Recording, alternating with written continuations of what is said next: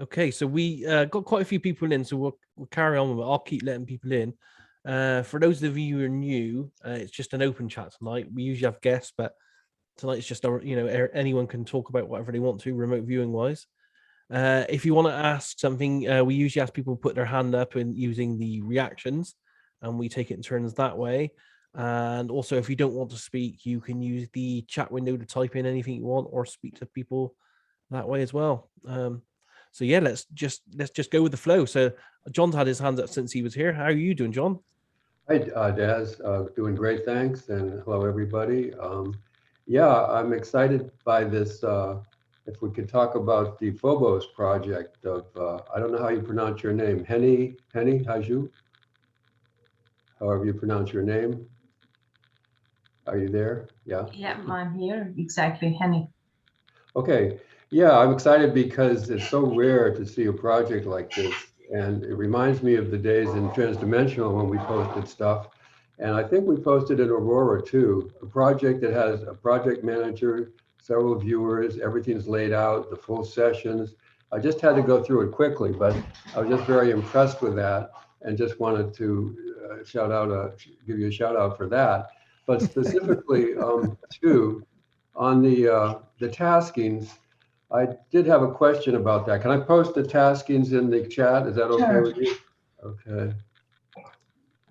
So the second tasking is about perceive and describe the unknown that cast the unidentified shadow on the Martian surface. And I guess my question is, a lot of the data that the interpretation that you posted speaks to, talks about aliens and people or creatures on Mars or elsewhere, but this tasking does not actually specifically address that.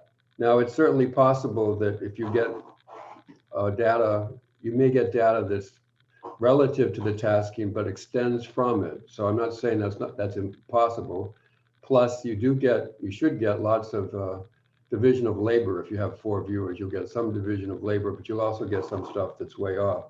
Anyway, I wondered if you wanted to comment on any of that or had any other observations you could share with us. Well, what I would say is I divided the subtask.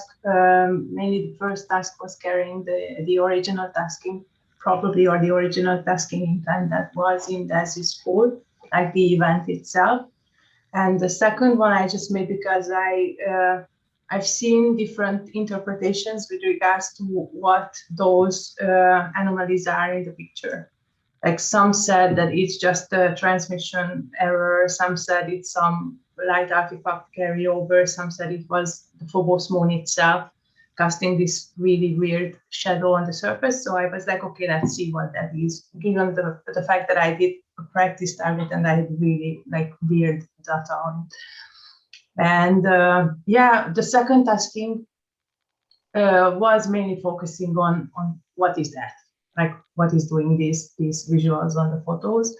I uploaded all the sessions so you can go through it. I would say that the second tasking, at least two of the viewers were really focused on this unknown something in their sessions. Two were a bit more, as you said, carrying over from different aspects of the task.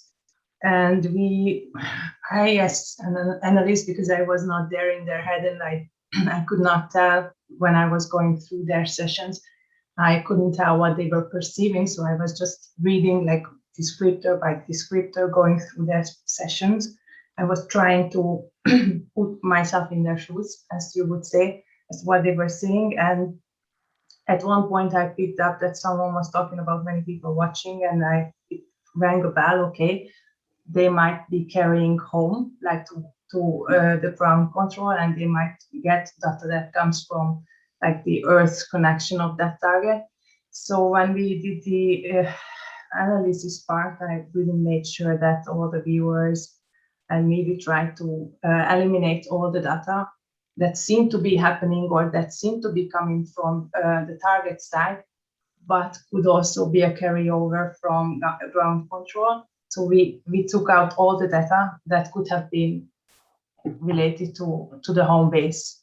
Like if someone said we had hangars and there was hangars in the ground control base, I took it out as part of the actual site. I'm not sure, do I make sense?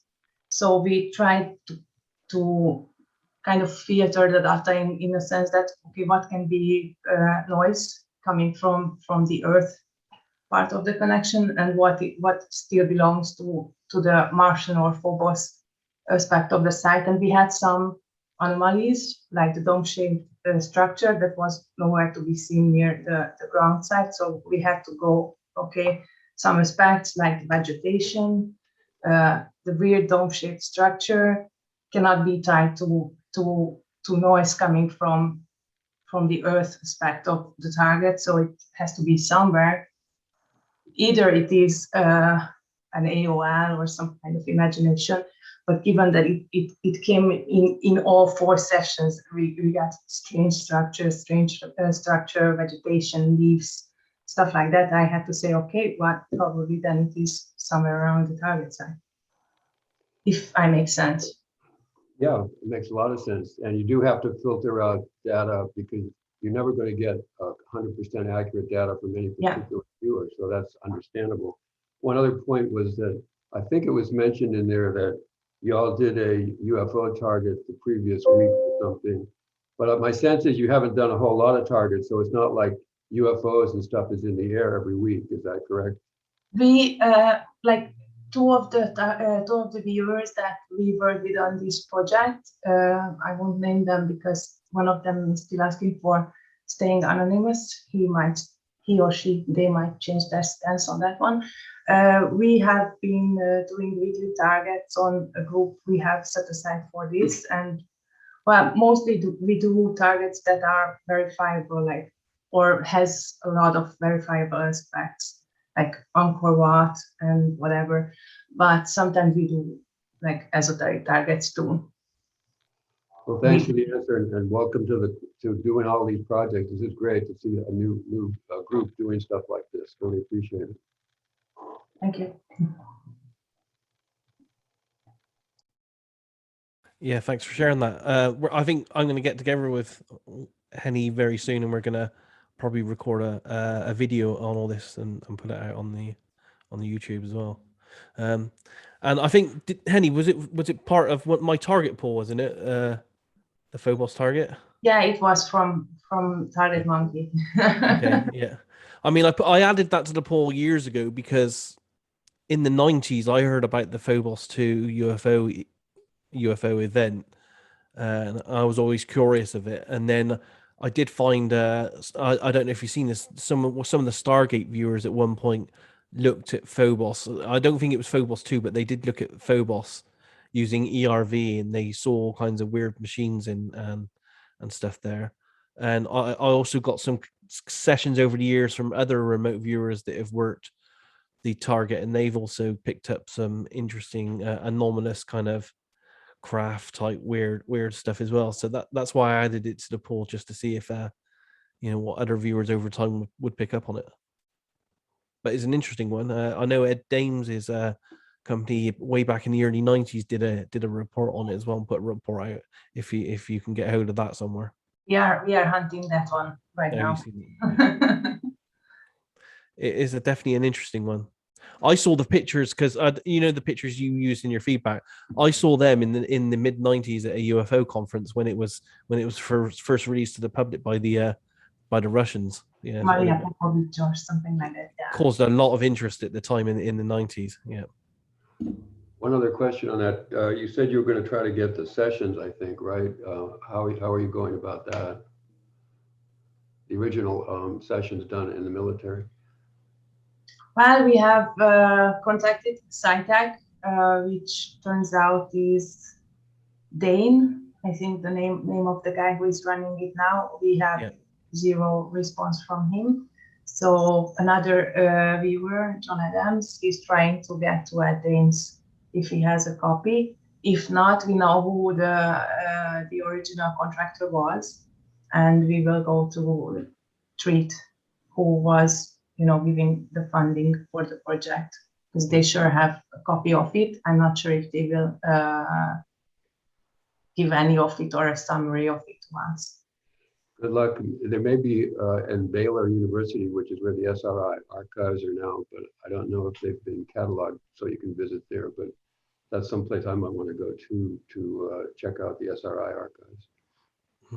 I did hear. I had a message from someone the other day, John, saying they've been talking to Ed May, and Ed May was just boxing up 40 boxes of files to go to Rice University to be archived. Maybe I'm wrong. Maybe it was Rice, not Baylor, because I thought he'd already sent them long ago. This was literally 2 days ago. So really, yeah. Okay. That's all I know. You know, people just send me bits and pieces. I can't verify any of it. What I've done is I've put a document in the chat window there. I don't know if this has anything to do with that target Phobos II, but it literally is a center lane remote viewing session in ERV method, and it is on Phobos, and it does have some anomalous kind of weird stuff in that one as well, with, you know, looks like drilling machines and all kinds of strange stuff. So that's worth having a look at. Up next then, Dom, would you like to go next? Okay, yeah. I've been doing a few, I've been learning CRV. I originally took the TDS-RV with John Vivanco, did that for 3.5 years. I got some proficiency going. But I wanted to try CRV now to see if that introduced any new ideas in my mind, different approaches, more methodology, something like that. See if it did anything, right? And actually some of the practice targets that I've been noticing, and this leads to my question, is question. Daz, or anybody, when you started out, did you feel like your perceptions, instead of coming from a focused eye, were they more like coming from a cloud of perception, where the S2s would come from anywhere within that, amorphous cloud? And if so, how did you evolve and sharpen your perception? Does that make sense? Not entirely, to be honest. The cloud part. I don't think I ever, even now, 24 years later, I don't think I ever know or think about where any of it's coming from. I seem to get, instead of focusing on, say, I'm supposed to look at a door, I might be getting everything in the room, or a small detail, Okay. Over here instead of the door, or something like that. But what stage are you at in your, in your CRV development? Because it's got just S2. Just right. S2. Okay. Yeah, you're not gonna, in stage 2, you're not gonna be hardcore getting really in-depth focused sight contact, to be honest. It is quite, basic, and you build it as you progress, and you build it more as you start to get the dimensionals, which is at the end of stage 2 and mainly in stage 3 and stage 4. Okay. Yeah. Okay. So that's my question. Thank you. But you said it's stage 2 stuff, but you are getting stage 2, aren't you? So you're doing your ideogram, and then you're jotting down some, stage 2s to go with it. Yeah, I've been having very good luck with stage 1, stage 2, identifying the gestalt right off, and getting into the S2s. I had a session just the other day where I picked the wrong sort of IAB, right? The B I picked as being land. And all of a sudden I started getting a bunch of structural elements.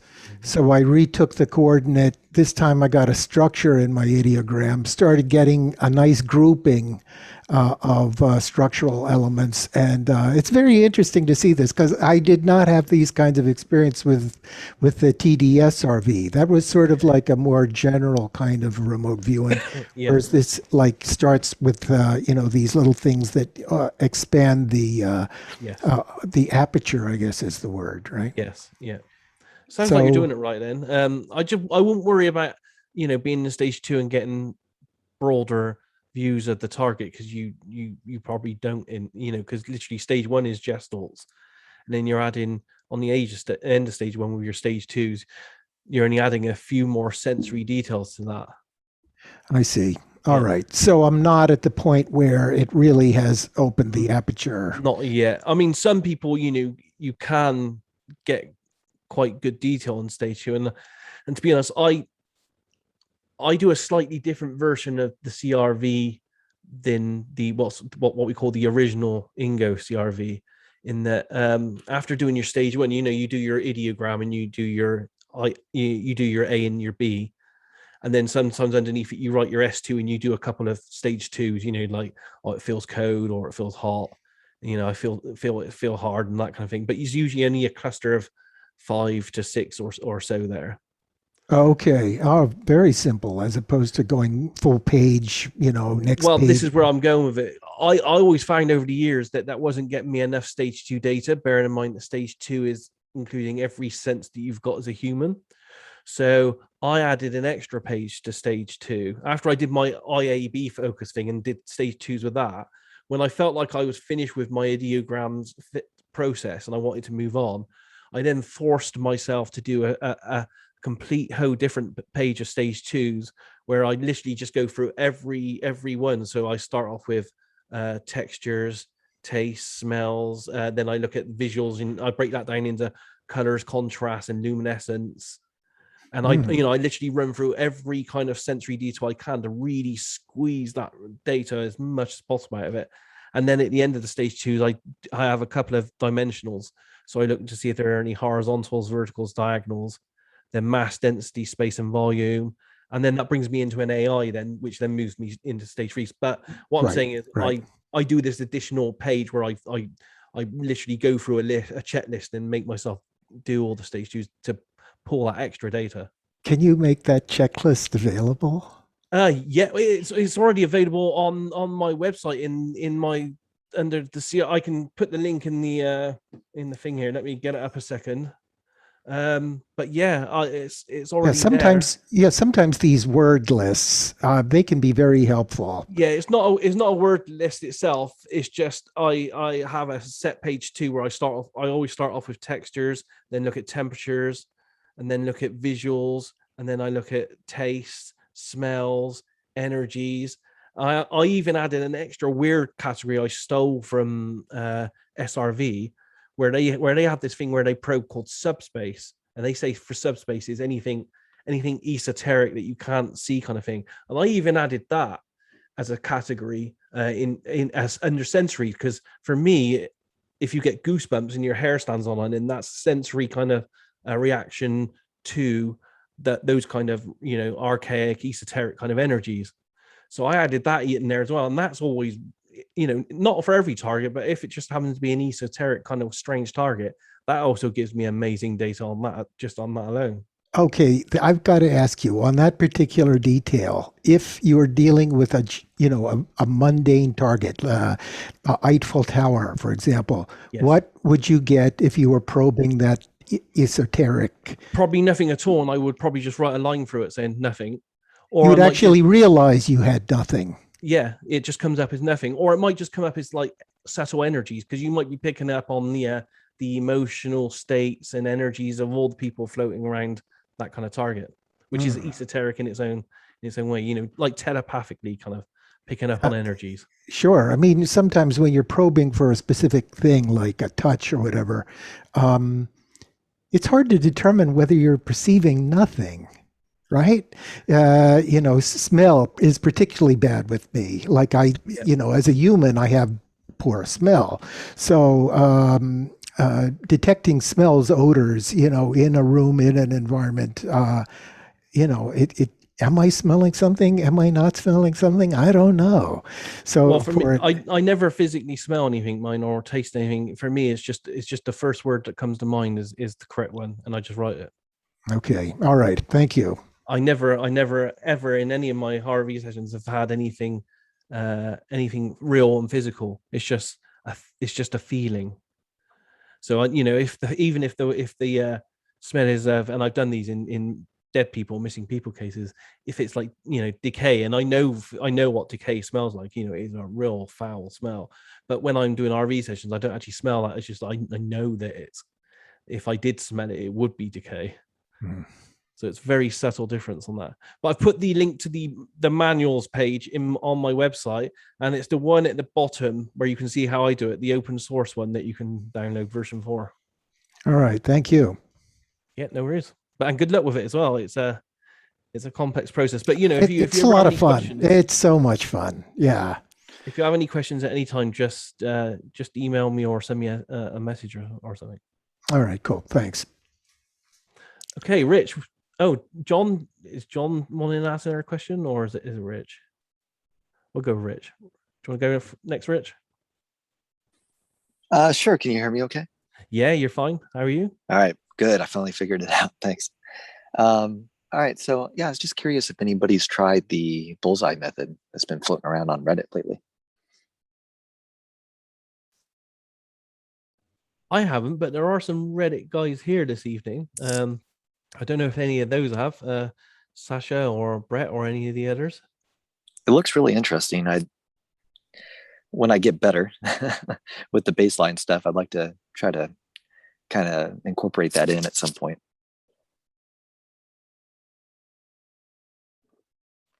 I guess Well, they're not. To, Go for it, Sasha. Sorry, I was going to say, I was looking at that, and I think it's intriguing. I was going to start, I did the notes on the document that I don't know who the person is who's sharing it on Reddit, but he has his manual online in a Google Drive. So I downloaded and then read through it and took some notes. So I think I'm going to start playing with that this weekend and Nice. report back. Yeah, if you end up doing that, please do. I'm very curious. Thank you. Yeah, no worries. John, are you still there, and do you have your hands up? I don't have my hand up if it's me. Sorry. Yeah, no worries. Okay, anyone else got anything they want to ask? There's nothing at the moment in the window, I don't believe. Any questions? Actually, I would like to ask Jimmy if he is still remote viewing, because he was going strong there for a while. Jimmy, do you hear me?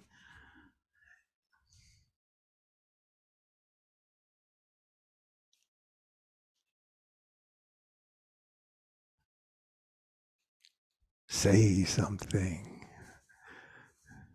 I think. Hey, Don. Yeah. I had a training with Angela for location training. We had to put it back a month. My father's been in the hospital. So other than that, Daz, I'm the one who sent you that information regarding Dr. May. He's actually going to be doing a podcast with Jimmy Akins on some Stargate stuff. We talk now and then. If I have any questions or something, he'll send me something back or whatever. But he's been busy. There's actually 50 boxes, he told me, that he's giving to Rice University. I don't think there's anything new in it. I think it's just the archive stuff. But Don, yeah, I'm still doing some practice stuff. I had to take a little time off because of my father's health. I should be back up in September. That's our goal. I got a project with Angela I did before. We're going to do some more stuff. But I'm always learning. I'm no expert. Can you say something about your experience with Angela, right? Well, it was a whole different take on traditional CRV. I would consider it more intuitive, not as structured as CRV. She comes from a psychic type background, and then she includes the remote viewing protocols kind of in it loosely. And what funny thing is that she and Dr. May and Joe McMonagle, they still work on projects. I don't know what they are. I'm not privileged to it, but they look at it as, I think it would be, I heard Dash speak before about traditional psychic protocols. And I think, or I believe that they sort of lean more toward that with some RV protocols included in it. It's kind of a hodgepodge. So it's not necessarily one particular structure. She's training me in all avenues of everything, stuff I've never heard of. I'm new to channeling. I'm sure Daz knows about channeling. I'm learning more about it. To me, truthfully, now I think this would be a good question for Daz because he has more experience than I do. I believe, in my experience in the last 3 years, even with Dr. May, that when the signal line CRVs would fall comes right in, to me, it's kind of the same thing as a psychic impression. To me, it's very similar. Now, I know there's a whole CRVs don't like psychic stuff. Psychics think they're CRVers, and there's a whole mix-up of information. But I look at it as, I've heard Daz say this, which I like. Who really cares if it's on a piece of paper, if it's on a napkin, as long as the data is, usable and it matches the target sites in some form. I mean, that's most important thing than having 30 pages of data and 10,000 ideograms. And I mean, I know when I was being tested by Dr. May, he yelled at me for doing ideograms. And he says, what are you doing? I said, I'm doing an ideogram. And he says, I thought Angela trained you. And I said, well, she did. And he said, I'll allow you ideograms for the testing, but you don't need to do an ideogram. And I said, I'm all confused then because I was trained to do ideograms. And he says, well, we've already passed all that with research. You don't need to do one. It's the initial signal line or psychic impression, or he doesn't even call it psychic. He calls it, he has a new term he's using. I've forgotten what it is, but it sort of means psychic. They don't use the word psychic for some reason. I have to ask you, Jimmy, are you like reciting the target number and then sitting silent and then waiting for something to your mind? No, what I've been trained by Angela and scolded by Dr. May, which was, you don't need any of the target number, which I've trained on and practiced for years. What he told me to do is that it's an intention based. That's all it is. It's very simplistic forms. It's just intention based. And he said to me, I asked him the first day, we had a meet and greet. And then he said to me, I'm just going to say this to you. Jimmy, go 30 minutes in time and describe the picture that's going to show up on my computer. And I said, okay. So I'm sitting there with a piece of paper and pen waiting for a target number. And he says, well, go ahead. And I said, well, where's the target number? And he says, you don't need a target number. I mean, what method are you using? I'm like, I'm all confused, Dr. May. And he says, just describe what the signal is, will you? And I'm like, okay. And that was it. He told me that originally with Ingo and the other guys early on, it was more based on the initial psychic impression, the signal line, whatever you want to call it. And that was where all the data was the starting point at. And then from there, you can expand on it if you want it. I mean, he told me stories about Joe McMonagle, how he would come in with 28 pages of data, put them on his desk and say, here you go, Ed. And he would say, I'd go through half of it and say, I can't use any of this because you got scribbles, ideograms, weird looking pictures.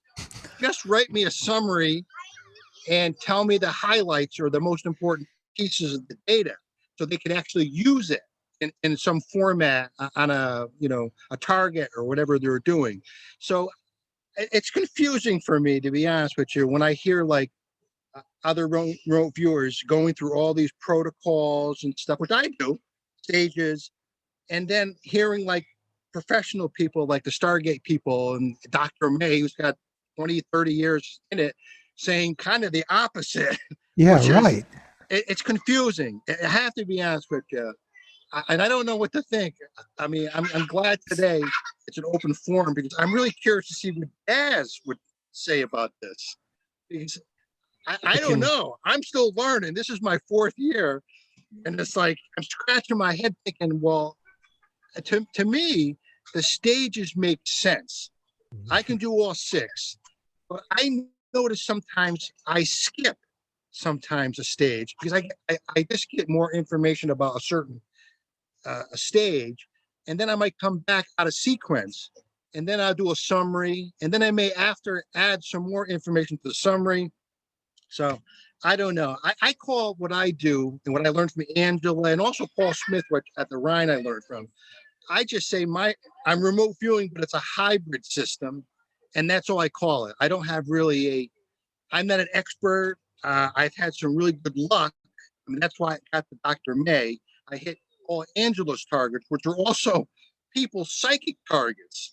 But she explained to me that the signal line, as I like to call it, CRV, the psychic line, that's all that's important, is once you make the initial contact with it, whatever you do to make it, and then start the writing process. Get the hand moving, write down everything. And now, I don't know, Daz, if you agree, but Dr. May and Angela, and supposedly Joe McMonagle at certain times, they actually use the AOLs. So when I write down AOL, it's a truck or a Ford truck, they say, yes, do it. Because I got yelled at by him again when I wrote down my initial first page. And he says, what the hell are you doing? And I said, well, I see, a plane in the thing. It must be near an airport. He says, there's no AOL, stop stuff. And he started yelling at me saying, and yeah, it's funny because after my first session, I took my testing differently, which was just sit there and he would say, go ahead, remote view. And then I would just write down whatever impression I got, write everything, AOLs, just go for it. And then he would talk to me for another 20 minutes until the timer went off. And then he would say, okay, let's see what you got. And he'd say, okay, yeah, okay. All right. Okay, this is good. You could improve on this, whatever. It was very odd for me, but he said this is the way he did it in the military, Stargate. Now, I don't remember hearing Paul Smith talk like this, saying this type of testing, but I don't know. I don't know what to believe. But Daz, what do you think about including AOLs and actually say stage 2, just including it in the data you're receiving? What do you mean include it? I'm sorry, because I do get AOLs in stage 1 and stage 2 sometimes, and I just write them down. Right. No. What he was saying to me was he's saying it's real. See, yeah. Bearing in mind the AOLs are real data. Right. It's not like you've wrote it down as an AOL and you're chucking it away and you're saying it's of no use whatsoever. Right. All you're doing is labeling it. Right. But he told me that they found out afterwards from researching that the time it takes to think in your head to say, oh, that's an AOL, put it to the right of the page, you're losing signal line, and that you should just write on the underneath the descriptors. I don't agree on that. I would have to say I would need to see, because we're meant to be using science here, and a lot of people make a lot of claims. Right. And I don't see any of these claims ever backed up with science. If he has documentation and he has a scientific report that proves and shows this, then I'll be happy to look at it.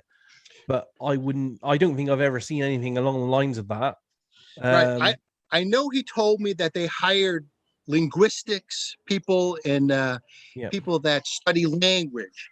And he said, because they were all curious from the research end regarding wording, because he told me there's all kinds of flaws with the certain words that Ingo did the best he could at the time, picking the word target and, other words. And he said to me, if you just do kind of wait till the signal comes in, write down everything, regardless of how you're trained. Statistically, he said that we found that you be at the target site more often than trying to meticulously write things to the right of the page, right up here, distracting yourself, he called it. Now, I don't know what to think. Like, he was involved in the program. I'm a newbie to all this. I got Angela saying one thing. I got Paul Smith saying something different. It is complicated. Yes. And me and John have been studying this in both the Stargate and Ingo archives, and I used to be a staunch defender of CRV above everything else at one stage. But after reading all the available documentation, I'm convinced that CRV works, and I'm convinced that it is based on some genius ideas. But I'm also convinced that the data shows that it was never proved to be a working trainable methodology. And that's where Ed and Joe McMoneagle come from. And why they at SRI wouldn't put their names, well, not so much Joe, but Ed May and the other scientists, other than Howard Puthoff, would not put their names to any documentation because they didn't like the way it was trained. And it wasn't proved to work, and it was never documented because Ingo never produced any documentation to say this is how CRV works. You see, they had to write their own many years later. Right. I think that both approaches work, absolutely. Because what Ed's doing and what we're doing with CRV is no different than what someone does with tarot cards or when they chuck tea leaves around a cup. It's just using a certain concentration focused device mechanism to focus your intent on. Right. And CRV just does that, but it does it in a longer winded way. I'm not convinced Ed May is being correct when he says that one approach is better than the other, because if it is, where's the scientific documentation? Because I'd like to see how they tested certain amount of CRV people against certain amount of natural trained people, and if one was a better effect than the other, then I'd be happy. I'm more than happy to see the results of that, but I've never seen any evidence of that whatsoever, including the 4 Stargate archives books I got here of all Ed May's documentation. I haven't found anything that differentiates it. And this is what I say to everyone. All the methods work, all the bastardized methods of CRV, they all work. And it's all individual to each one of us because we're all different. We all need something different. That's all I can say. Other than there was a war, there is a conflict. Yes. Between the science side and the military side of remote viewing. Jimmy, can I just ask, are you feel improvement? Do you feel any sort of improvement using this new expanded approach? Well, I would have to say that I'm confident now, more confident. I was told, I think I mentioned to Daz in an email or message one time, or I've mentioned it. I believe, at least in my own experience, which is only 3 years, and I've been very lucky, I think some of it has to do with the actual personality of the person. I mean, it's just like playing the guitar. If you can make a bad guitar sound good, so if you're halfway decent at doing something, you can make it better. So when Angela said to me, "You're a natural psychic," I'm like, "I'm not a psychic." And she says, "Yes, you are." And I said, "Well, I don't think I'm psychic." And she says, "Well, you're doing all the psychic things easily." And I'm thinking, "No, I learned remote viewing." And she said, "No, you're getting all mixed up about it." She goes, "It's the person. The person has a lot to do with results." Now, I know Daz is an artist, a photographer. He has an eye for things. We see things slightly different. I'm a musician for 30 years. So maybe it's my background as a musician, and I'm a little more sensitive to certain smaller things or something, and it just happens to benefit me a little more than somebody who's not. Now, Dr. May did say they studied or they researched artists, and they did have an advantage. Now, he didn't know statistically how much, but he said that they would have an advantage probably because the way their brain was wired from their artistic abilities, either musicians, artists, etc. They had a tendency of just getting to more to the data, the interesting data pops in or whatever. Truthfully, I don't know what to think. That's why I've been saying for a while, this is a fun hobby, a lot of learning. I like meeting other people such as yourself, Don, and other guys. It's not boring, but I'm no expert. I just happen to luckily got tested by May and then Angela, and then I'm supposed to retest it again by Dr. May in December. He says I can do better. And I was happy getting 5 out of 6 right. So I don't know. Hey, I'd like to jump in here if I could at some point. Sure. Because I spent time with Dr. May, Ed, and also with Angela Ford. And that was very fortunate because Ed lives in the Bay Area where I live. So maybe I can shed a little light on his personality for you and where he's coming from. Although I think you get it. I mean, he's a self-described curmudgeon and he will yell at you. Yes. He just says target and you're supposed to go get it. But, he's worked with Joe and Angela and Nevin Lance for decades. He said, I only work with the best viewers. And he gets really good results in some of the ARV that they've done.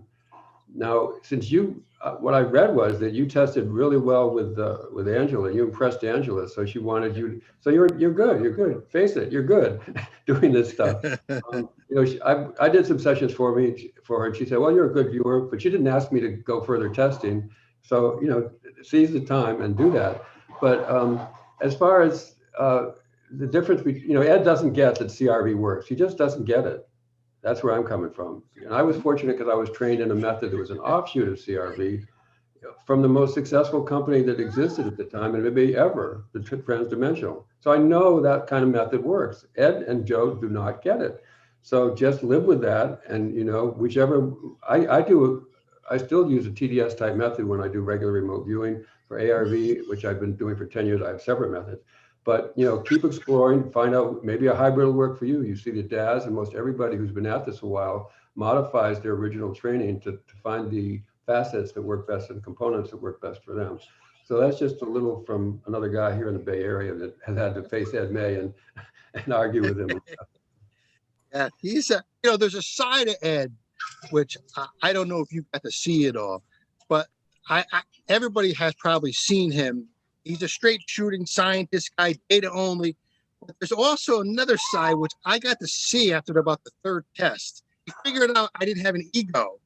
And then he started becoming really friendly with me, telling me funny jokes and stories about Ingo and Joe McMonagle and these funny stories and stuff. And I hope Daz can get him on. I know he's been trying because I think regardless if you really like him or hate him or whatever, he's a smart guy and he'll definitely make you think.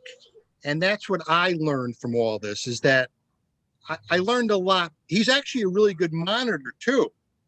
When he was cueing me targets and stuff, he would catch me and say, I want you to move back 200 feet from me right now. And then tell me what you see. And I'm like, okay, I saw a red color. Okay, good, stop. End session. Show me your data. And then I would send it and he says, good, see, you didn't think. He had this belief system with me, which was no thinking aloud. First thing he would say to me, you're not thinking, are you? And I'm thinking, no, Dr. May, I'm not thinking. Good. Right. Now we're going to work. And, and I kind of liked it because it was all business, no shooting the crap or anything. Now, Angela was a different approach. She was the happiest, nicest person. She would talk to me about my kids and, whatever. And then she would say, are you ready? And I would say, yes. So their methods are different about getting data out of you. But it was a great learning experience, surprising for me. I'm just glad I got through it without getting, really bad results with Dr. May. That's what I'm concerned, I'd like to add one thing too. It's nice to hear another person that has a positive feelings about Ed May and Angela because, Ed May gets a lot of flack on social media. And this guy's and his partner, Sonali Bhatt Marwaha, turned out 4 volumes, took 6 years to really produce a solid, substantial account of the Stargate program that people can read about. And so I don't like to hear flack about Ed May overall. I disagree with him. I told him, he knows he disagrees. But the guy is just he contributed to the field. Right. Yeah, he's just a strict guy, and that's how you have to take him. He's just he's a scientist first more than anything else. And then I think once you get past if you don't perform, you're on your way out. I thought for sure, oh God, this guy's twice as tougher than Angela. I'm in trouble here. I'm a newbie. And I'm like, and then he said, no, you're doing well. keep it up. I'm like, I'm doing good. He says, yeah, you passed. He said, that's good. I'll see you in 2 days. You pick the time. I said, okay, Dr. Reagan. I was like, he ran it all. There was no, my personality type is, I'm a musician, so I'm used to hanging out with guys that are laid back and fun and having, whatever, thinking differently. And it was a new experience for me with Dr. May. I mean, I met somebody who, he's not just smart in physics and stuff. He's really well read about everything. And that's what surprised me. He knew about religion stuff. He knew about certain wordings and psychology stuff. And he was interested in certain things I never heard of. I had to say to him, Ed, I don't know what you're talking about. He said, good, at least you're honest. So he was quite the character. When you get together with him in person, if you haven't, he loves to schmooze, and he has endless stories. So that'll be fun too. Yeah, he's a great guy in a lot of different ways. Yeah. Okay. Yeah. It was interesting. It was fun. It's a learning experience. I mean, it really is for me. I'm no expert. I'm still learning, and I can always get better. That's the way I look at it. And that's it. I have no ego. So that's why I'm not afraid to post anything of the horse racing stuff or whatever comes up I'm doing. If I'm wrong, I'm wrong. And that's what Ed May said to me. He goes, I'm glad you're like that, because too many people I've dealt with are afraid to make a mistake. And I said, well, I'm not afraid to make a mistake. I'm still new at it. So that was that. Yeah, it's great for sharing. I haven't met Ed May. I've tried to get him on Daz Chats on a Friday night. I sent him 3 emails so far with no response. I'll send him a message. Okay. I don't know what he thinks this is about. Yeah. You know what I'm saying? Because he may not understand it. I'll send him a message. Actually, he told me before the end, my last couple sessions with him, he said, Jimmy, I like you. You and I are friends. I want to remain friends with you. You can ask me any questions about remote viewing or the Stargate program. He says, I just consider you a friend. I said, okay, thanks, Ed. And that's how I got him to do the Jimmy Aiken, I think his name is, show. Yeah. Because Jimmy asked me, I'm trying to get Ed May to do the show. I'm interested from his perspective on the data end of stuff, or whatever. And I said, well, let me send him a message. I sent him a message. He got back to me and he says, yeah, I'll do it. If he's your friend. I said, yeah, he's a nice guy. He probably doesn't know what this is about, your format here. Yeah. And he just doesn't want to, come into a trap or something. Then well, to be honest, in the past, I have been pretty critical of the science side of things. Sure. But now with more information, I probably side more with them now than I do with my own roots of being practiced in CRV. And that's just because there's more information now. And I can clearly see that although we know and I know that CRV works, I do understand as well that it really wasn't proved to be a working training method under the rules of science. Right. So I understand where they came from now, but yeah, that's where the division is. There is a real schism and division between this science side of remote viewing and the military intelligence application side of remote viewing. Right. And I don't think that's ever going to heal. It's been there for 20 odd years now, to be honest. Right. But it's great that you're getting experience in both. And I say to everyone out there, and even with the people I train, because one of the people at least that I train's here tonight. Even when I teach CRV, 2 of the people are actually here tonight. I teach that my approach, and I teach the original CRV approach, and I also add any other elements that come along as well. And if the viewer that's taking the training wants to go in a certain pathway on their own because it works for them as a person, I let them do it, because who are we to say what's right or wrong? We're all individuals. And I think it's good that you're doing this new approach, because then you can mix it up and see which one works for you. Right. That's what I've been doing. That's what I've learned from watching all your methods, on the Zoom talks, is that you kind of gotta take it all in and see what works over time, and just try your best. And we're human. I've heard you say before that you went through a really bad streak of like 25 or 30 target misses or whatever. 6 months. I didn't hit a target for 6 months once. Wow.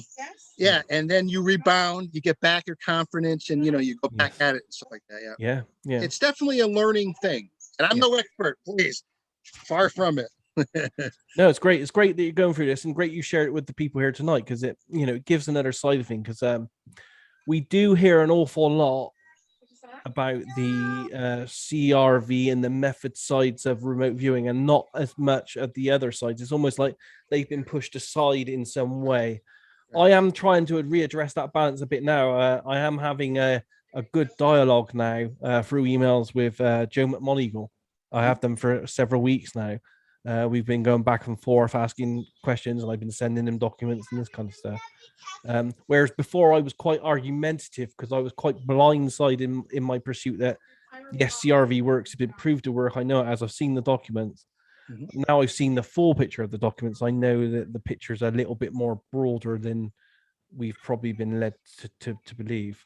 I tell you what, to make a great show, or at least a Zoom for remote viewers, is to have Joe McMoneagle and Dr. May on, because they are close, they are tight. Because when I was getting tested, I would hear, because he knew I was a fan of Ingo and Joe, and he would say to me, well, I talked to Joe last night, and he would tell me a story about something or whatever. So they're very close friends. Yeah. Now, he did say, just like anybody else, they have professional differences on certain things. But they get along because, just like what you said, regardless of the methodology, they want the data. They want the usable data. They don't care about your emotion about something or this or that. He said that I love Joe like a brother.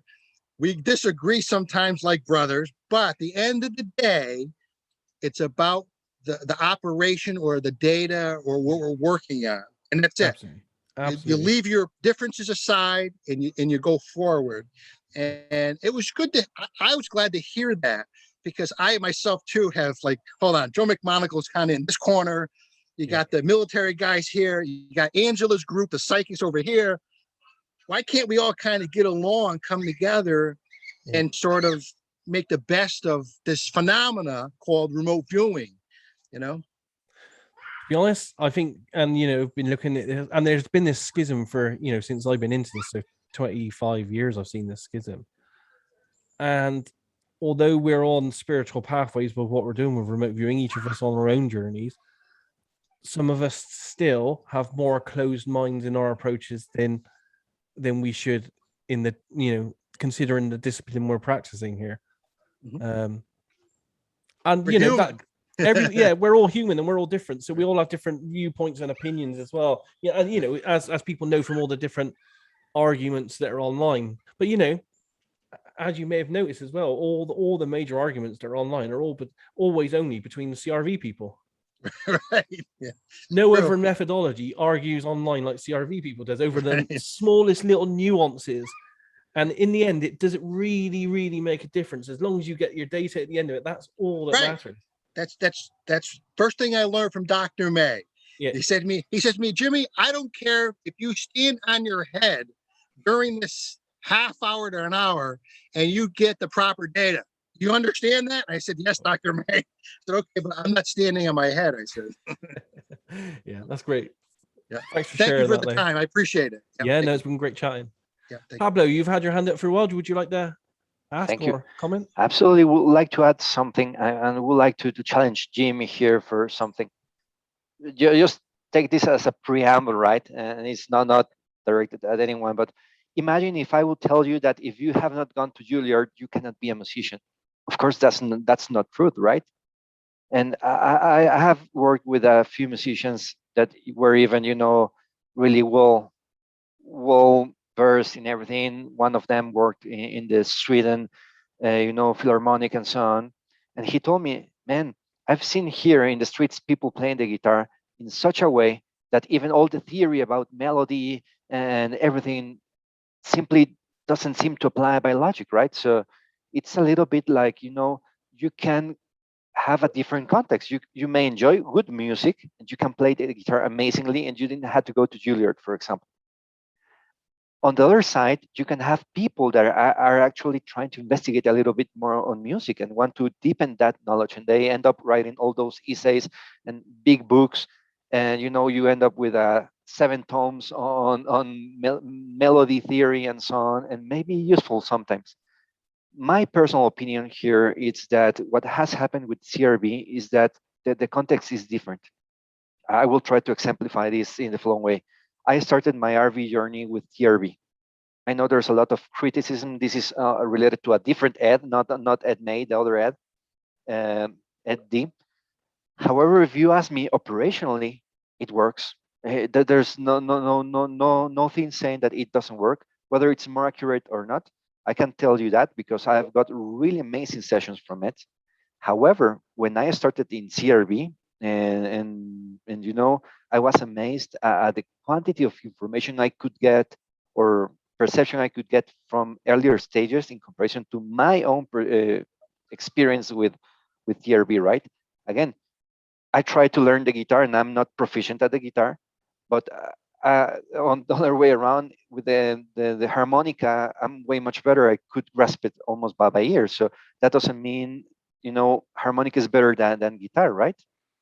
So in the same way, I think my personal opinion again is that Ingo was really focused on investigating the phenomena, trying to structure it in some way to, bring his dream into a reality of a psychic renaissance, right? And that's not the same thing as being operational. And even the guy that I learned TRB from, which was not Ed, he developed his own version of the protocol that did work. He kept, studying it. I only had the copy of the first draft he was working on.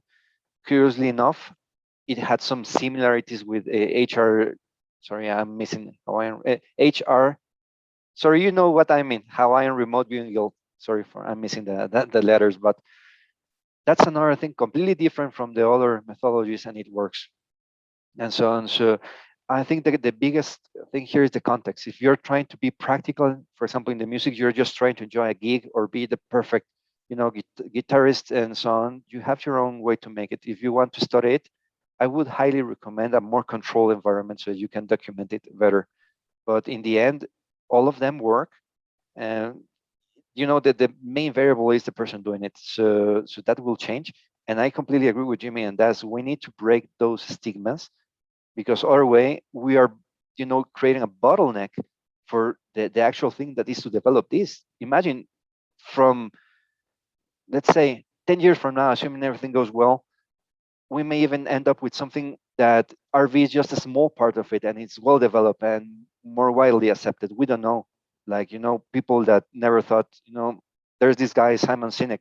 He exemplifies the things with the Wright brothers. They didn't have the funding and everything. They had a vision. They practically created the airplane. The other guy that was funded by the universities and had the Washington Post all day with him, he couldn't do it. Imagine these other guys stopped. We will still be using boats and cars, and probably soon wouldn't even be possible, right? So that's just something I wanted to share, because what I really love about this, and that's, sorry if I'm boring you, I always say this the same, but I love that we're able to get together, share, and learn from everyone, because this is what is building up. Otherwise, if it was really about just a methodology, probably I would be already out even of RB, because that wouldn't work. That wouldn't help me grow my own personal path, and I wouldn't be able to share with others, right? So you just wanted to share that. And sorry if I tried to use the music part, but I really heard some amazing riffs in the guitar last time, and hearing those comments that it doesn't matter if you go to Juilliard, you cannot replicate them like that, stayed in my mind. That's really true. So we should not be dismissing that. Yeah, thanks, Pablo, for sharing. Just to add to that a little bit, I think what the differences may be, and would need talking with Ed May and the others on this, but just from my experience of doing the research, is that Ed May has, and their approach has certain aims which is more scientific, and I think their main aim is proving that psi works a lot more. I mean, they do need data, like when they're doing their ARV experiments and stuff, they do need a certain amount of verifiable data, but I don't think that's at the same breadth in specifications of data that the military operations type people needed, if you know what I mean. I think it's two different types of data. One is very quick, yes, let's see if this works, let's see if it's up or down, black or white kind of information. And the other one is, okay, we got a target, we need to know everything about that target. You know, we need to know what is like inside, outside, upside down. So I think that might be some of the differences between the two different modes of doing this type of thing, to be honest. Can I add something to that, Daz? Yeah, go for it. So one of the things is I've never met Ed May, and he seems like Jimmy, you had a really good relationship with him, and he's a nice guy. From a lot of the people, I have worked with a couple scientists that have worked with Ed May, though, and there's a little confusion I've had in kind of correspondence back and forth with them based upon where some of the scientists' beliefs about CRV lies versus about what I've kind of heard publicly. Because what I've heard privately is that some of the scientists, they basically explicitly state, and this is what I heard also from that Ed May, as well as Schwartz and a couple others, that they believe CRV just does not work, period. It's not a use any method, I don't care what you're doing, is that they take a hard stance. Now, I might be wrong. This is secondhand knowledge I've heard through other scientists that work with them, but they say, no, don't use CRV. Some of them explicitly really hate it, and they'll say it doesn't work. And I think, is there a reason why maybe there's kind of a divide between some of the people who apply CRV? I'm one of those. I know it works. It's beyond a shadow of a doubt, just like I'm sure Daz does. There are a lot of methods that work, but I imagine that might be one of the reasons why that divide might exist, is when you basically disqualify a group and say, no, you can't do that. And we're seeing this also in certain communities right now, where say, oh, you can't do stage 1 this way, or else, 1, 2, 3, it's like, that's, that's where you're dividing lines, and that's where you're dividing communities. And so I'm very much in the same camp where I think what Daz is like, whatever method works, a lot of them work. It's about results. And I mean, the first thing that's going to separate people and cause issues is when one group says, no, you can't do that. And that's, I think, or that doesn't work. And I was like, well, so anyway, I just wanted to add that, because that's my firsthand experience kind of with some of the scientists that they have very strong opinions on that. So Can I add to that point too? Yeah, I mean, Ed May he polled the members of a parapsychological association at a convention to find out how many believed that parapsychology actually existed. And it was like 50% couldn't commit that parapsychology, the field they're devoting their life to, even existed. So there are scientists who have very closed minds and are unwilling to, someone like Julia Mossbridge, who's a top-notch researcher, but also has learned remote viewing and does it. Ed May said to us at APP, he went to a lot of APP conferences, Applied Precognition Project, make a choice, be a researcher or be a viewer. Well, if you're a researcher and not a viewer, you don't have a clue as to what the viewer is really experiencing. Now, I take it Joe certainly has informed Ed what Joe experiences. So Ed's familiar with that in that sense, but not as a practitioner of it. So I'm not sure which scientists you're referring to, Brett, but there are a lot of closed-minded scientists out there, as you know, and I guess some of them just can't get CRV. Yeah. But John, I think you've seen the documents as well. There are some documents out there that are quite scathing about CRV, from the 80s when it was being trained. I think I may have sent some to you by, some internal documents saying that, it wasn't proved to be trainable. And there were some quite scathing reports in the early to mid 80s about the way Ingo was training. Don't get me wrong, I think the guy's a genius, but the fact that he was training viewers and trying to assess the accuracy of the training when he was the monitor and he knew what the targets were, so they could not discount any body language at all. I think that was a step too far for a lot of the scientists. Well, I've seen a number of those reports too, and just a couple of points. I guess I'm going to say this. So Ed May threw out a lot of documents that Ingo had used for training where he was giving feedback after every impression. I said, Ed, really? You threw that stuff out? don't you think some researcher might like to use that? I felt that was very unscientific of Ed to do that. I had another thought I lost there about this. Maybe it'll come back, maybe it won't. Anyone else got anything to say on this topic before we move on? Okay, I think we're done on that one then. Rich, you've I'm had your sorry, hand up? Daz, I couldn't unmute.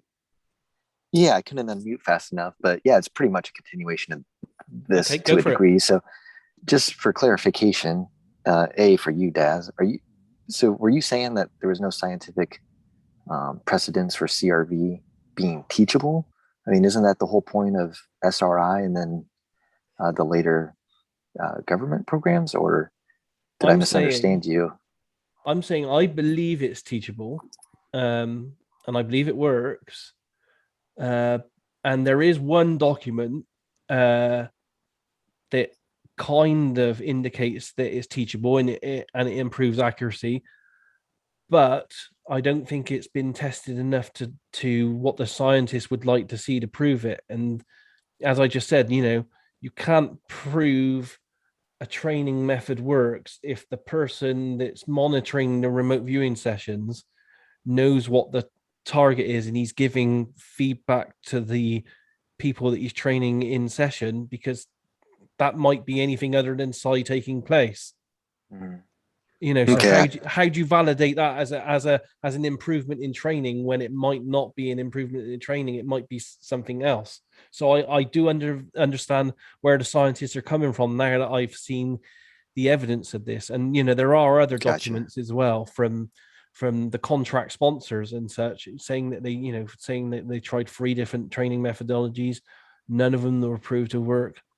But it's all anecdotal. We all know that all of us who have trained in any of the alphabet letter methodologies, that they do work. Anything, because that's anything where you could teach yourself to douse with a pen like this if you wanted to. Any kind of tool that you pick up and you spend enough time training with, you can teach yourself to use it as some kind of divination technique. But yes, I have to side with the scientists now that I've had a look at enough of the data, that although I know CRV works anecdotally, I haven't seen enough scientific proof to prove it works as a training method. Because to be honest, most of us take 2 years at least to training CRV. It might just be possible that if you just did 2 years worth of practice with no method, you would have the same results at the end of it. I see what you're saying. And just for clarifications too, I think from Brett, or just in general, people saying that CRV doesn't work. Are they saying that particular methodology doesn't work compared to others, or the whole thing's just hogwash? From my understanding, several scientists, and I'm not going to throw people's names under the bus because that's not, if they want to talk about it, they can themselves. This is what I've heard. And is that several of the scientists, well-known names, don't believe CRV works at all. And they don't want to use it in any of their research, period. So, which I found astounding, because I was using CRV when I was doing several of these tests for them, and it was working quite well for all their tests. And so there's a little bit of actually cognitive dissonance that was occurring with one of them that I was working with. But I was like, so they were saying CRV, that particular methodology doesn't work compared to the other alphabet letters, or all of them doesn't work. I see what you're saying. Okay. CRV is kind of like the umbrella, if you will. Well, not for all of them, obviously, but for a lot of them. And so like TRV is kind of a child from CRV. There's a lot of different versions of CRV. Even SRV kind of came from CRV, I believe, to some extent, how Courtney laid it out. And so it was that was the kind of position that they were taking, is that they didn't want to use CRV at all because they didn't believe it worked. And gotcha. So, okay. Rich, are you on the remote viewing Facebook group? No, I'm still a stickler on Facebook, but I need to make the leap. Yeah. You joined the group on Facebook called Remote Viewing, archived in the years 2014, I believe, and 2017. So you'd have to go back a bit, but you can search. there are two what we call mega threads. I think John archived Huh. one as a document, and I archived a couple as well. But there are Okay. a couple of really long thread conversations going on for hundreds of comments, and it's myself, Paul Smith, John Knowles, I think was in it in part, Joe McMoneagle, Russell Targ, Stephen Schwartz, all in heated debate because all the Russell Targ, Stephen Schwartz, Joe McMoneagle, and others were all saying that CRV didn't work. So that's all in public on Facebook in threads that Yeah. you can go back and have a look at. And that was He did that. Schwartz's conclusion, really. All three of them. Schwartz was Wow. taking his lead from Targ and Ed May and Joe McMoneagle. Really? Yes. Well, I guess I just always assumed since it went on that they thought it worked. I just never considered that they thought it didn't. no, I mean, Interesting. Joe McMoneagle has admitted that CRV works in some cases. He has said that in recent years several times. But also going back to this issue of science, I mean, let's not forget that Hal Puthoff was the one person at SRI who worked with Ingo to develop CRV. When Targ didn't want to have anything to do with it, Ed May was skeptical. Hella Hammond was, having issues with Ingo. Now, who's a really good scientist? Who's maybe the best scientist or one of the best at SRI? That's Hal Puthoff. And he was happy with the way the training was developed and that progress was being made. So I would say that there's a certain, one of the most important segments of scientists at SRI was all in favor of this and saw its results. Yeah. Also, I want to point out for those, if you read the 4 volumes, and I really recommend doing that, you see that Ingo was submitting lots of reports to Ed May at SRI, official reports that were kind of informal about Ingo's explorations. And Ed has said, Ingo is one of the most inventive and creative and hardworking guys I ever met. He was working harder at SRI than anybody else. And Ed never wrote back and said, oh, this report is full of it. He was encouraging Ed to Ingo to continue his explorations in alphanumerics, it was, and analytics, they call them. So there's that side of it too that was going on. So, but Daz, you have a point, but I don't think it's quite as strong as you're making it. Maybe it's because I haven't reviewed some of the documents recently where the scientists are calling CRE into question. But I wave off a lot of the disclaimers from scientists because so many of them have closed minds. They just don't get it, I think. So how did it wind up being picked up by the government then if half the people at SRI thought it had zero efficacy? I mean, we have to bear in mind it wasn't dropped for one reason. CRV was dropped mid-program, so it wasn't allowed to be finished. But that's not just because the client or the client sponsor was indicating that it didn't work. I mean, there were political reasons and other social reasons for that as well. So it was like a culmination of reasons all came apart at once. But we have to be honest in this as well. However much I love CRV and Ingo, he was removed from the program, so it was stopped halfway through. It wasn't finished, and he was never invited back to finish it. I think that says something in its own right. Yeah, interesting. So we have to bear that in mind. But as saying all this, I do believe that it actually does work. But I understand when you read the documentation from the client, and he's saying, where the client's actually saying in reports going back and forth between Ingo and Hal Puthoff and the client, he's actually saying, okay, it looks like it's work, but can you prove to me it works? Where's the scientific elements? Like, he wanted Ingo to do tests, whereas they would recruit some trainees, but before they took any training whatsoever, they would take testing. They would do a series of 6 tests to prove a baseline of what their ability was. Then halfway through the training, they would take another 6 tests that the sponsor would initiate. And then at the end, they would take another 6 tests. But Ingo absolutely said, no, that's just not happening. And it's all documented in, I think it's called it's Crystal Growing Memo. I think it's called in a couple of others. Where Ingo says, I don't want anyone interfering in my very delicate mentor to student training process. I don't want you interfering before, in the middle, and afterwards. So he wouldn't let that happen. And I can understand from the science side, how do you prove that training's working if you can't do these baselines and do these measurements? Interesting. And if people had natural abilities, that would skew the baseline anyway, potentially. So I mean, don't get me wrong, we all know it kind of works. Because, I use it, and everyone, a lot of people out there are using some kind of derivative of CRV or CRV, so we kind of know it works. And I'm absolutely confident that. I'm just saying I understand where they come from, and it wasn't proved to the best of their ability and their scientific needs to have worked to what they wanted.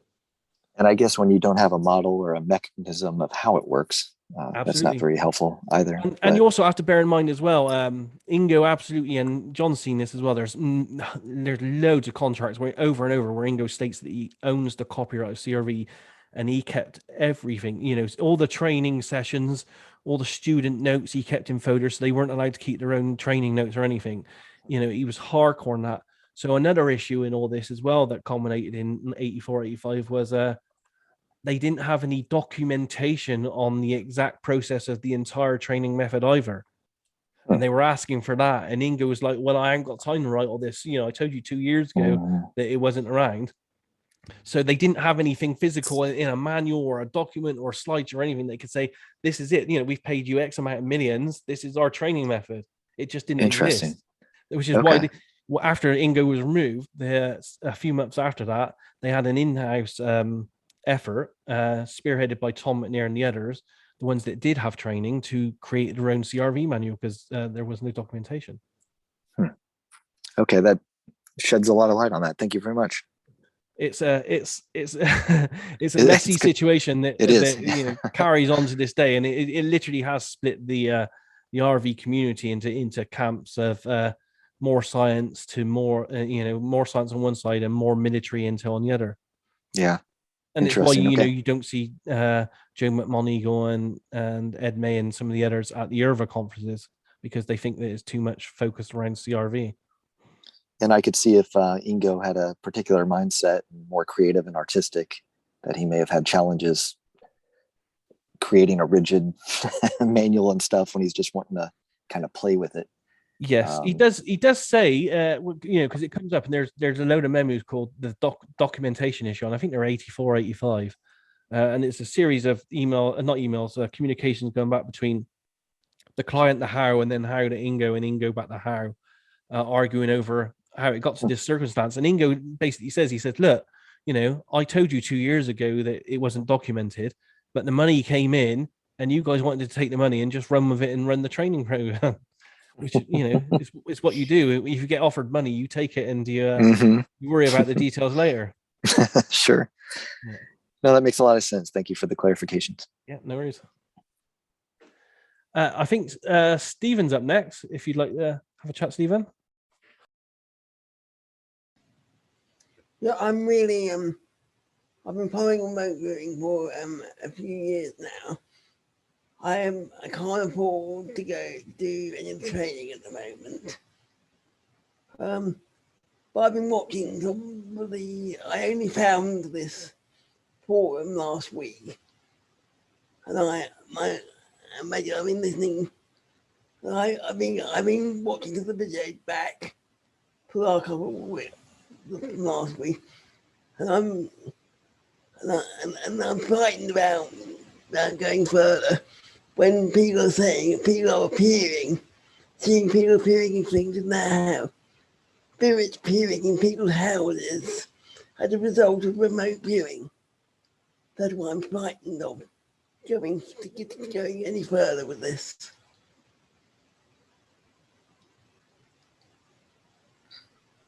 Well, we have to be honest with this. Some people have had, I would say, life-changing experiences through practice of remote viewing, because we have to be honest, once you start, I guess, realizing that anything's possible, you can go anywhere in time and space, and you can see anything, and there are no, if you truly believe in yourself, there are no limitations to this, and that sometimes has a negative effect on some people because it changes their worldview. So we have to bear that in mind. And anyone that might not have a what I call a solid mental disposition when they start training in remote viewing, and any endeavor, even meditation, to be honest, we've seen this in meditation as well. It could possibly have a negative effect on you. So you have to, we have to bear that in mind under any circumstance, really.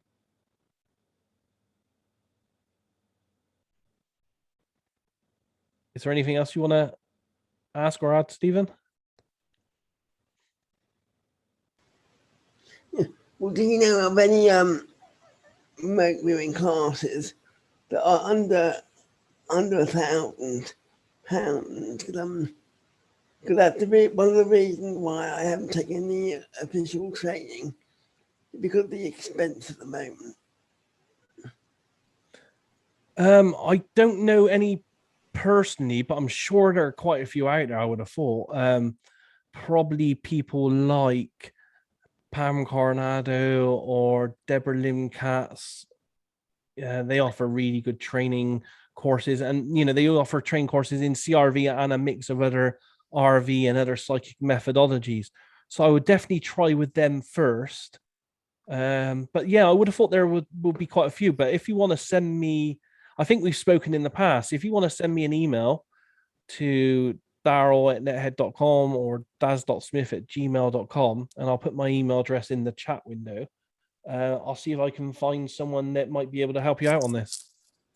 And then too, Daz, I know John Vivanco obviously is not CRV, he's TDRV, but he's $500 US. Excellent.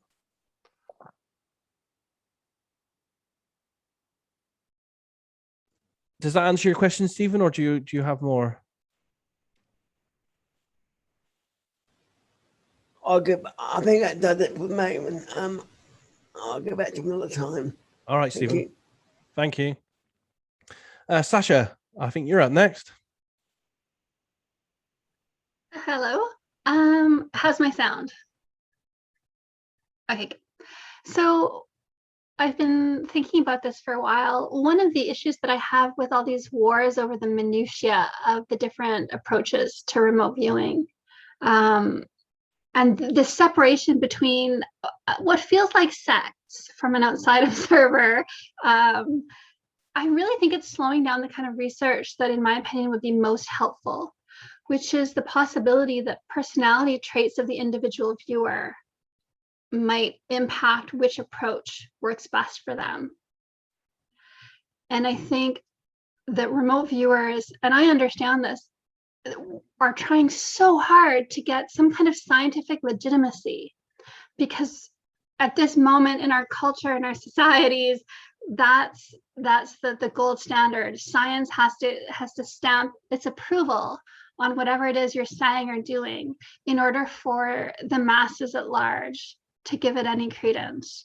And I think that's unfortunate, and I think it's unnecessary for remote viewers. I think we can see the success of charlatans in our society today means that the masses really don't care what science says is true or real. The people will do what they personally resonate with what they want to believe in, whether the science backs it up or not.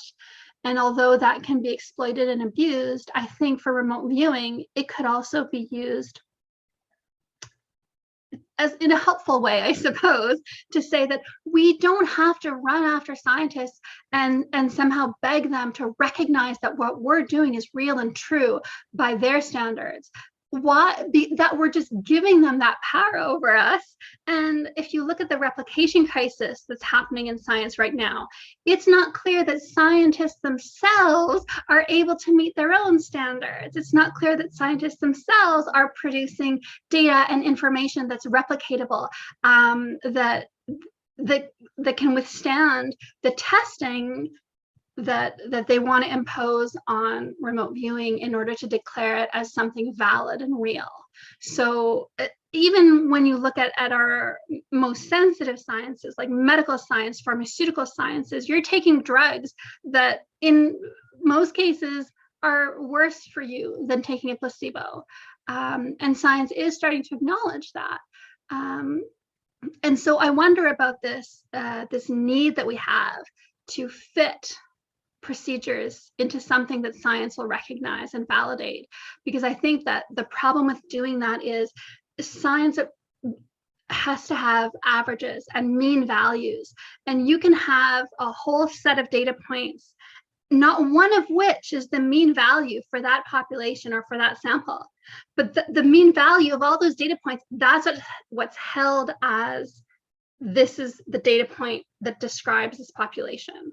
And I think that's what's happening with the different approaches to remote viewing. Is if you're looking to train anyone and everyone who happens to be in the military, what is the approach that gives you the best outcome?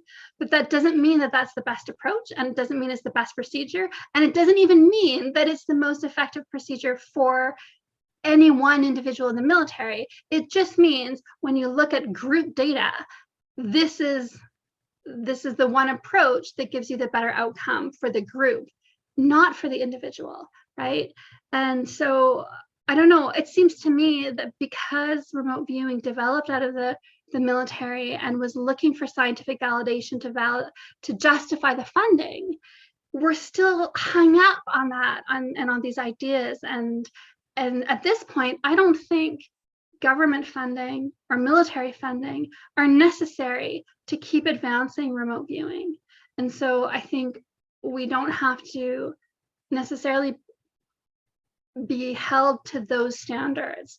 The intents, the expectations, the beliefs of the taskers, we know that affects what you get, your results.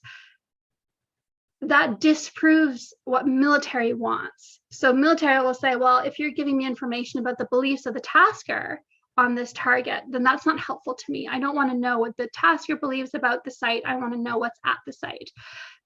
For science, that actually might be valid to say, are you actually picking up on information in the mind of the tasker? So now you're proving psi. So these two different applications are going to be impressed with or are going to see as valid very different outcomes, right? So if you're getting the tasker beliefs, the military says it doesn't work.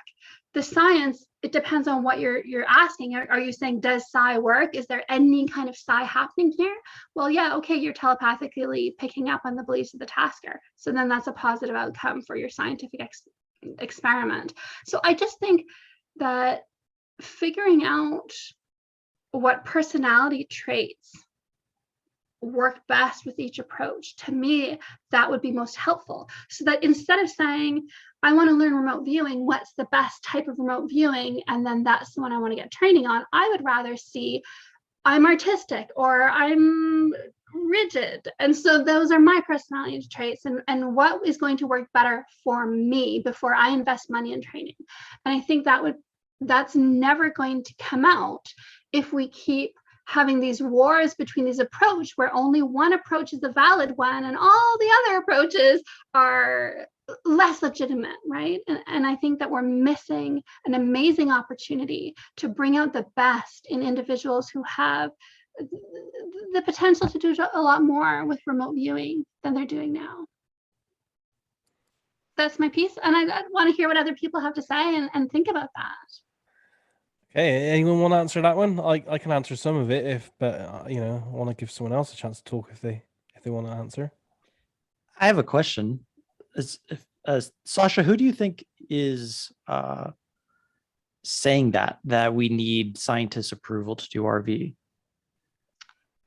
I think it's an opinion or an attitude that just, that kind of permeates, I think, the culture in and of itself. And I think people, and maybe that's more outsiders than the people who are already using remote viewing for things like financials or. I see. I gotcha. Right? Like that makes sense. I was just curious. I was curious who you were referring to. Yeah, about that. That's because I know there's a lot of practitioners that could give two rats about what some scientist thinks remote viewing works or not, because they're applying it in their everyday life in a way that they see empirically works, and they don't care what someone is going to write in a journal that they're never going to read, right? But so I was just curious if you've heard that sentiment, just where that was coming from, and maybe it's for people who aren't the viewers, which it's unfortunate if that's the case. Because it's unfortunate if it's like a gatekeeping aspect, if that's the case for some people. Or I could see how that could be. Yeah. For me, it's about the applications, and I guess it's because like Brett, I'm I've got clients and we supply information to them. I think for me at this moment in time, they're the only ones that matter. I don't care if anyone, Yep. including scientists, don't believe what I'm doing. As long as the clients are happy with what we're giving them, and we're all learning as we go along, then that's me. I'm happy. I'm in the zone with that.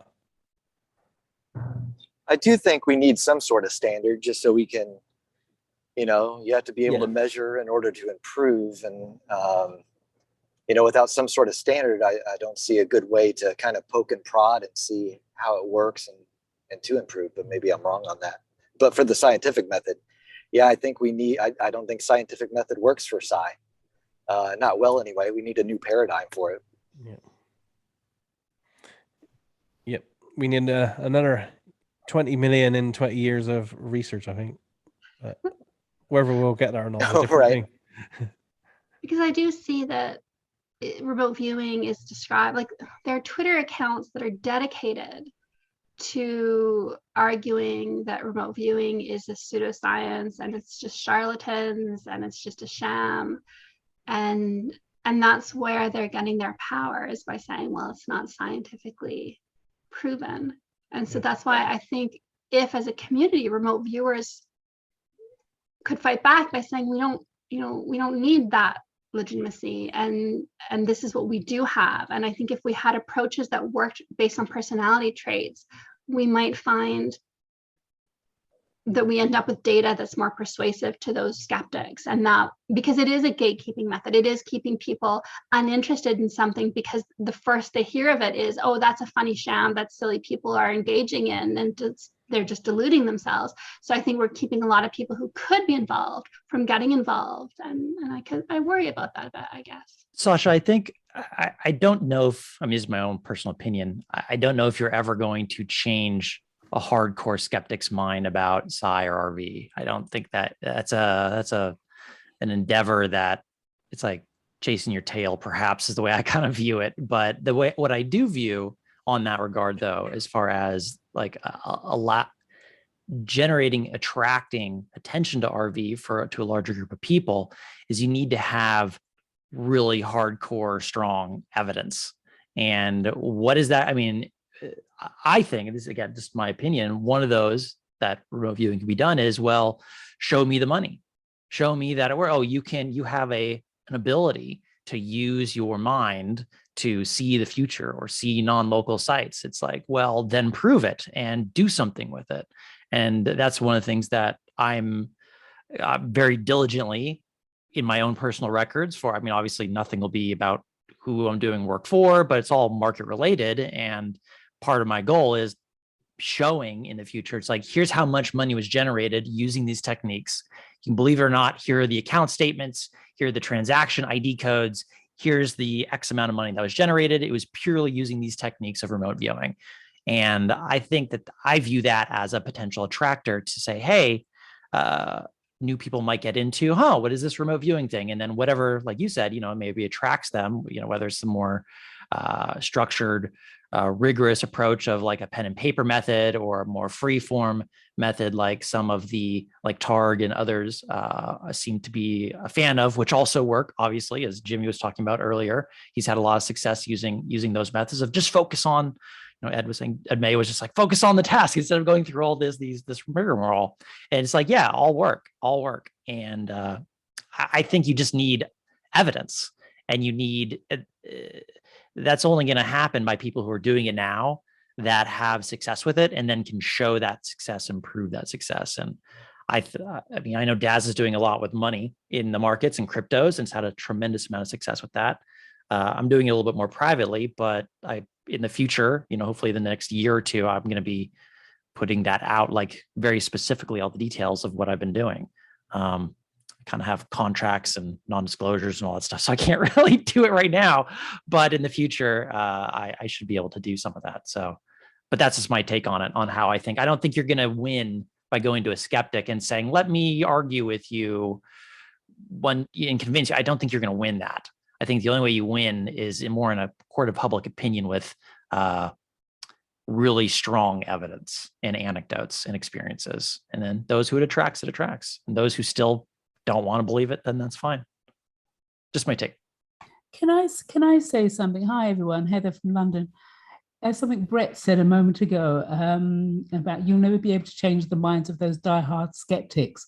You're absolutely right, because I remember a few World Cups ago, Daz, anybody who here watches football, we call it, in America, they call it soccer, we call it football. And they had the octopus, Paul the octopus. Daz, you're shaking. Do you remember that? And from the start of the games, this octopus predicted who would win in every single match. It was somebody's pet octopus when they used it. I don't know how he pointed out the team, but he predicted every single game, the outcome correctly. And they had a group of scientists, and the scientists still put it down to coincidence. And, thinking, really? Coincidence? This octopus is predicting. Now, I have a friend who uses her cat to read the tarot cards for her. And again, it's all to do with the mind of the animal, the mind of the creature. We're not there yet. We use a very small percentage of our brains compared to the birds who know a tsunami is coming an hour before it arrives on our land. So yes, it just reminds me of Paul the octopus, and the scientists are all gathered and are all watching, and they all agree, scientists from all over the world, and they all agreed it was mere coincidence. Yeah, that's a good point. And I think, Brett, you're right. I think that when the people who are using it for financial purposes start making more waves and that data starts coming out, that will probably be more powerful. Absolutely. Yeah. Absolutely. Thanks, Sasha. Rich, have you got your hand up? Was it another question?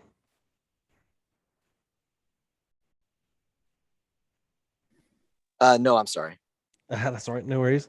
Matt, you've got to have your hands up for a while. You're up next. Hi, Daz. Hi there. Guys. Yeah, I have 3 quick ones again, if it's possible. I suppose I wanted to know, has anyone here had any experience with remote influencing? And is it possible to do it with targets which are not necessarily human? Or is it possible to do remote influencing with, let's say, can you turn off a computer? Does anyone know anything about this or the limits of that kind of research? I have a funny story, Daz. I know you probably have like the research. I have a funny story about that, which was from the 2018 IRVA conference that I don't think I've only told this to a couple of people, but at the 2018 IRVA conference, Pam Coronado and I were the outbounders for the kind of short remote viewing, get everyone involved that Paul Smith was doing with the audience. And he had a couple envelopes. We went to the location and everyone was supposed to describe the location that Pam and I were going to go to. And 2 of my friends at the conference decided to do a little, this is an anecdote, but a little remote influencing experiment when everyone was turning their attention to the site, which is where we were. And they wanted to get people to pick up the idea of squirrels in the remote viewing sessions. And so while everyone was remote viewing, they kept putting their attention on the site that everyone was remote viewing, this outbounder location, and they were repeating again and again and again and again the idea of squirrel, squirrel, squirrel, squirrel. So both of them were doing that simultaneously for the 5 to 10 minutes that everyone was doing this guided remote viewing instruction that Paul Smith was leading. And when we got back, Pam and I were on kind of asking people, said, okay, what'd you guys get? And someone said, and there was some decent data that people were getting, but the very last person who kind of stood up and said, well, here's what I was getting. There's some trees and there's some squirrels that I just knew there were squirrels at that site. I think you have the video. I'm not sure if it's on the IRVA website, but I looked at the back of the room and both my friends were just dying laughing, trying to contain it. And I was like, I can't laugh. But so I don't know if that was actually remote influencing. It was a funny story that happened at 2018 IRVA that I guess I've never really told publicly before. But It's probably on the tape where she's discussing the squirrel in her session. And so whether it's real or not, I mean, I can't tell you, but it's just a funny story about that idea. That's a great one. I only have one story for you, Matt. I've only tried it once, and that was with a researcher in the UK here called Andrew Usher, who took some training with Paul Smith, and he had some medical experience as well, doctor experience. And he was up in Scotland, and I'm here down in Bath near Bristol, I think 300-400 miles away or whatever it is. And he sent me a remote viewing session, but also the intent when I was looking at the remote viewing session was to influence, and he had a random number generator hooked up to a PC, and it gave you an output on a chart. And the project was for me to look at the RV session, but also have the dual aim to try to influence the random number generator and make it not random, which I happened to do for I think 3-4 seconds, and we got a printout of it. I still got it on my computer somewhere, and that's the only time I've ever had to try anything like that. Okay, Yeah, and so you I could add another experiment, probably not directly RV, but it's been posted for years in the internet, and it actually works. Is the retro-psychokinesis project from Formulab. A guy, an engineer that was a former tech guy in Autodesk, and that's they use actual nuclear decay devices to generate the random numbers. That they kept a log of all the experiments, and it was really awesome. So that one, and also another set of experiments, done on not at the macro scale but micro scale, right? Trying to influence with your mind along how, for example, salt crystals will crystallize, and you will be surprised on what was got there. So you just wanted to share that those are other real life examples that have been documented and are out there, right?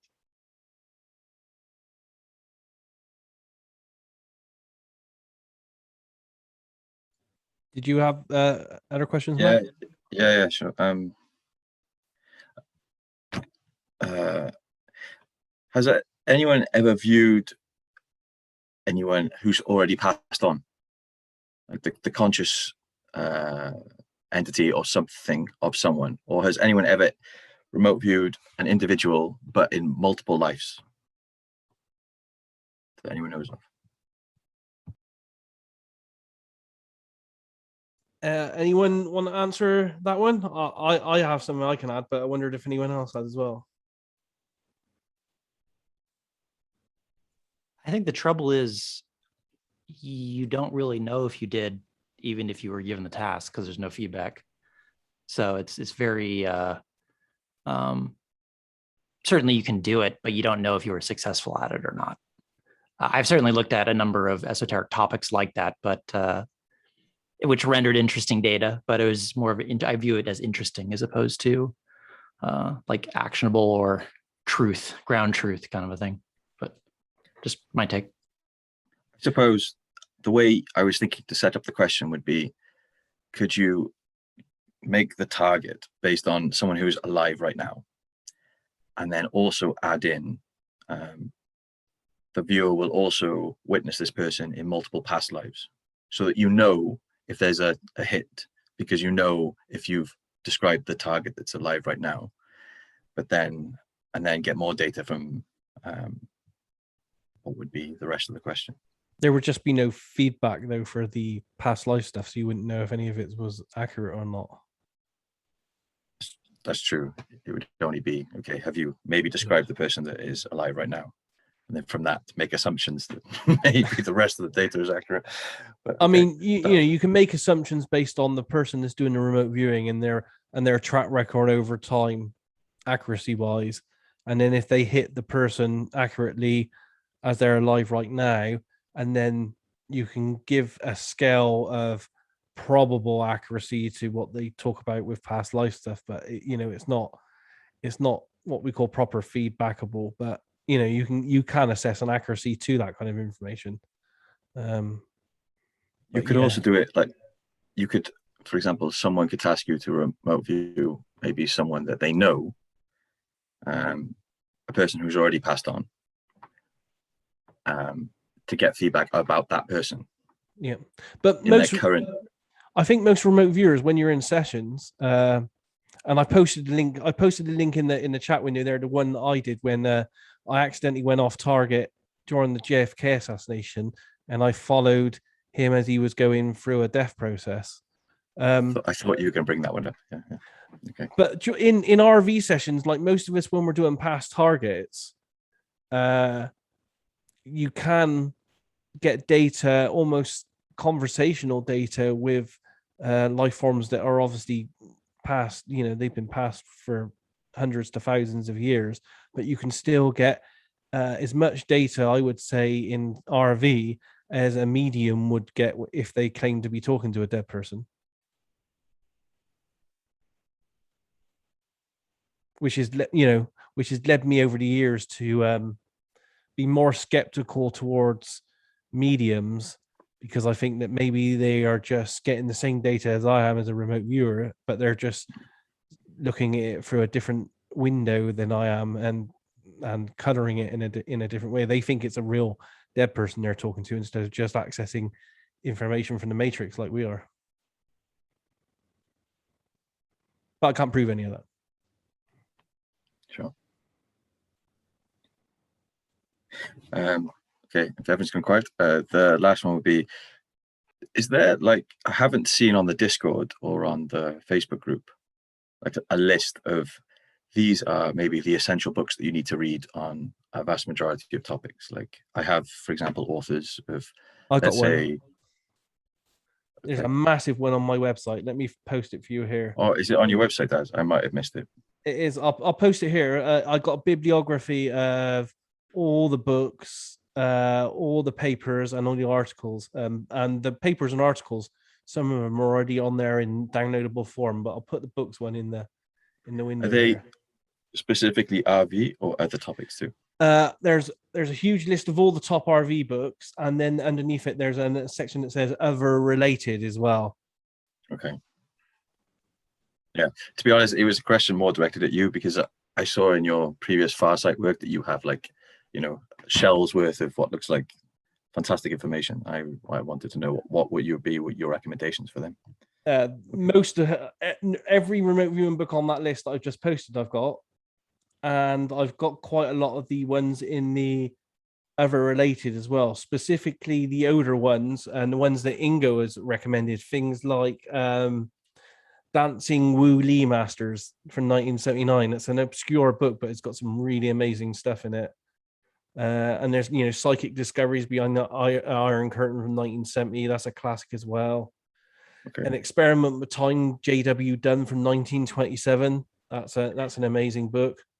But I'm a bit of an addict. I've collected books that are like so rare from the 18 and 1900s. So yeah. Sure. But at the same time, is this a list that anyone can add to, or is this just a list that you can add to? It's just a list that I've put at the moment. But if anyone's got any great book examples, I don't mind adding them to the list. Yeah. Okay. All right. Great. And the papers one is particularly good on there as well, because a lot of it came from me, other people, and from some of the scientists as well, like Stephen Schwartz. So that's an extensive list of bibliography of scientific papers and research as well on there. But if you're really hardcore into remote viewing, and I know it's a lot of money, I do recommend. You will probably see it because I got the blur thing on. But I do recommend these set of books. There's 4 of them. They're quite thick, but I have to be honest, they're really expensive at over £100 each. But if you're really hardcore into the science of remote viewing, that's good 20 to 30 years of scientific research, every paper in chronological order there. It's not just remote viewing. Like, although I'm fascinated by this, there's a lot of topics which relate to it, like ancient history, metaphysics, physics in general. Yeah, a lot of those are on that. A lot of those are on that list at the bottom under. I can't remember what it says. Is it other related? Yeah. Okay. Yeah. Okay. Cool. Thanks. Joshua, you're up next. You've been there for a while. Hey, I just wanted to follow up with an old discussion we had probably about a couple weeks ago on the Discord. We were talking about the context of using binary ARV, its efficacy, and one of the ideas you put out there is perhaps good proof of whether or not binary ARV works would be to remote view the outcomes of events that have already happened. So I sort of wanted to just offer that to the room for discussion. I did run a target on it. However, realistically speaking, I botched the tasking on it. I had set up, the tasking was who won the Battle of Gettysburg, and I gave the dates of the battle. The problem was the target image I chose for the Confederates winning was actually a World War II memorial with an American flag in it. So I have a feeling that influenced the viewers to choose the Confederate side over the US side. But I just want to put that out there if that interested anyone, if they've tried something similar or if they'd be interested in running a target like that.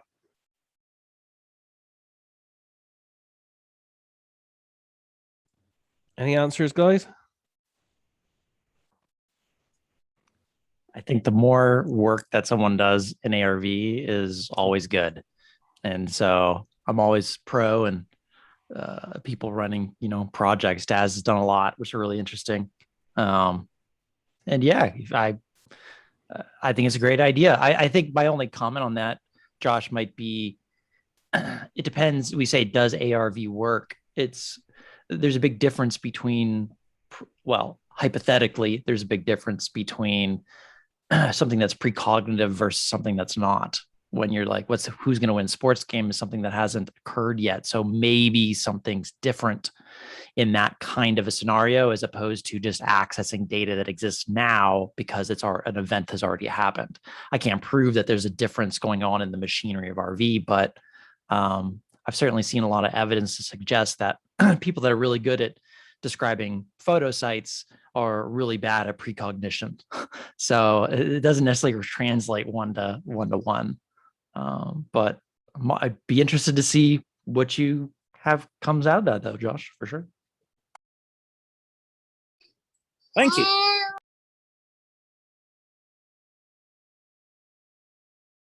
All I can add to this right now is, and I think Josh knows this, I think I've talked about this on the Reddit forum, is I'm running some tests at the moment. I've completed one, I'm halfway through another right now, where we're doing ARV, and I'm trying a different approach where I'm getting the viewers that are involved to, it's a binary, but all I'm getting them to do is do ideograms. So literally it takes the remote viewer, a minute to give me a session, and it takes me 2 minutes as an analyst to decide the session. And the first test I ran was whether Bitcoin was going to go through in the month of July, whether it was going to go above its all-time high of 63,000. And I had one ideogram literally as feedback where it went up, and I had one ideogram where the ideogram was literally down. And all I did was looked at their simple ideograms, and I chose a baseline across the page from when they started their ideogram, and I looked at each ideogram to see if it went more up or more down, and then I gave it a score. All the data indicated that it would be down, which would be it wouldn't go above its all-time high in July, and that was the correct prediction. It didn't go down. It didn't go above its all-time high in July. So the first test was accurate, and it was really good. And it's an interesting new approach for me because sometimes with the pictures and stuff, you get lots of displacement, and I didn't really see any displacement because we were using simple sketches of ideograms as the feedback.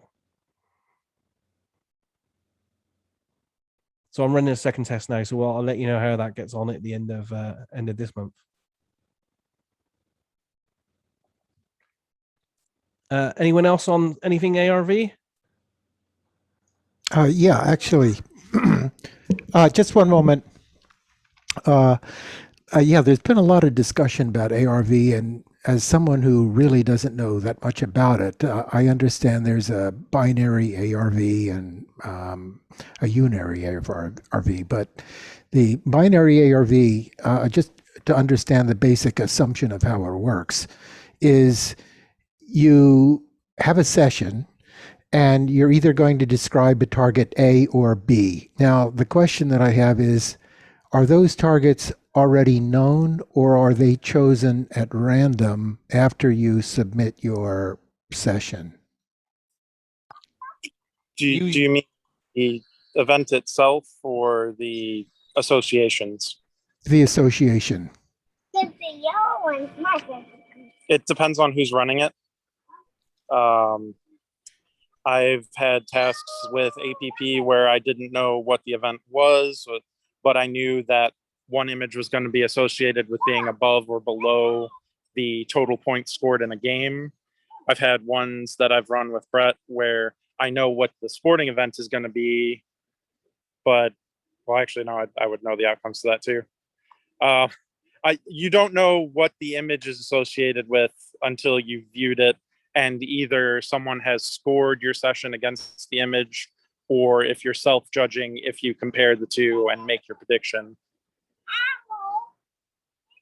I'm not sure I completely understood what you said. Let me try to rephrase my question.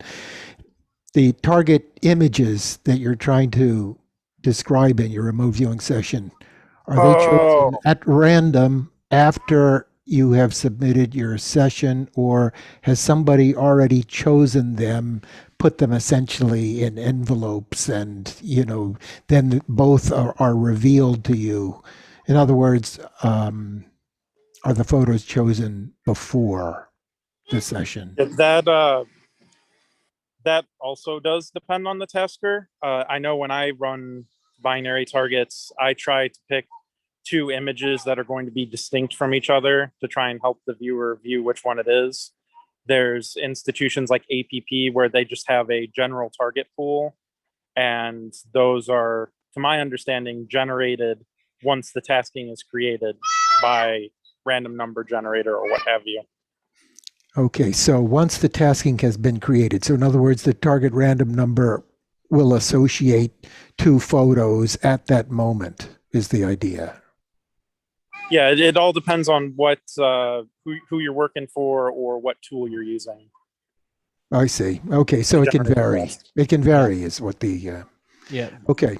Don, I've done quite a few ARVs, but through crypto viewing, and I took a different approach in that my worry was that if random images were chosen, we know that certain images have certain luminosity that attracts viewers more than others. For example, if an image had a lot of red in it, that would attract viewers, or yellow or orange, more than an image that didn't. Or if there No were kidding. This is actually interesting data. Yeah, and images that have lots of movement in it as well, like water and stuff like that, always seem to attract viewers more than a boring building on a building site or something. So I went through a process of matching images. So I used monuments, for example, and I picked monuments that were very, very the same. So they were built round about the same time. So their entropy was the same. They were roughly the same size. They were roughly in the same locations, but different cities around the world. And my only differentiations I had, which I was marking the viewers on, was that one of my monuments would have been something like completely curved and made of metal, and the other monument would have been completely square and made of stone. And I was marking the RV sessions on S2 sensory data and sketches only, and I was discounting everything else.